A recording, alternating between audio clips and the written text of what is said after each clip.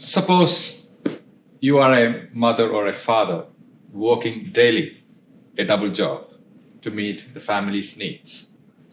And you seldom socialize with your former friends and classmates to spend more time with your children.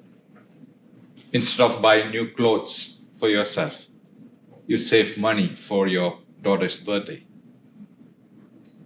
Then one day, your daughter tells you, "Mom or Dad, give me a sign that you truly love me." How do you feel?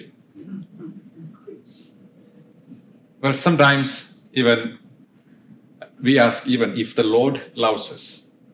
And for me, the most significant sign of His love is our existence and being created in His own image and likeness.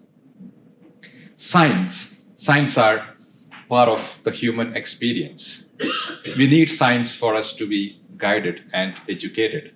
We need signs on the road to get us around. Our ability to recognize and comprehend signs is a reflection of our maturity in life, particularly in faith. However, paying close attention to the most significant sign of all is essential, and Jesus is that perfect embodiment of God's presence and love. In Jesus, the sign is the reality, and the messenger is the message. The crowds around Jesus grew more prominent as He profoundly affected them. His teachings resonated with them, making them recognize Him as someone special. And many followed Him, feeling inspired and transformed. Most were genuinely empowered by Him.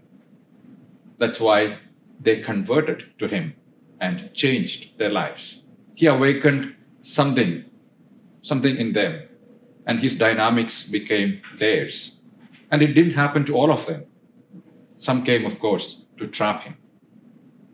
And they asked for more signs. There are immense depths in us, and there are fantastic possibilities and realities that remain hidden if we are not stimulated by someone else. And Jesus Himself said, "I have come to bring fire on earth, and how I wish it were already kindled." We may ignore genuine evidence of God's love by focusing too much on finding signs of love. We may have lost our ability to recognize truth, making us ask for signs instead. And requesting sign is an easy way out instead of walking the path with Jesus. Isn't this the point Jesus makes us when He tells us, "No sign will be given except the sign of Jonah"?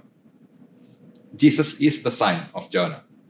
He lived, died, and rose from the dead, and His 3 days of entombment echoing Jonah's time in the belly of a whale.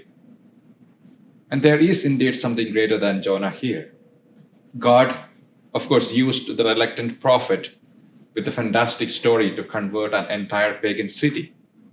But the plan of God for our redemption came from the Lord's cross and resurrection. Greater stakes, greater suffering, with much greater results. And this is no fish tale. When and how do we begin to live this energy and love? Or do we too need more signs?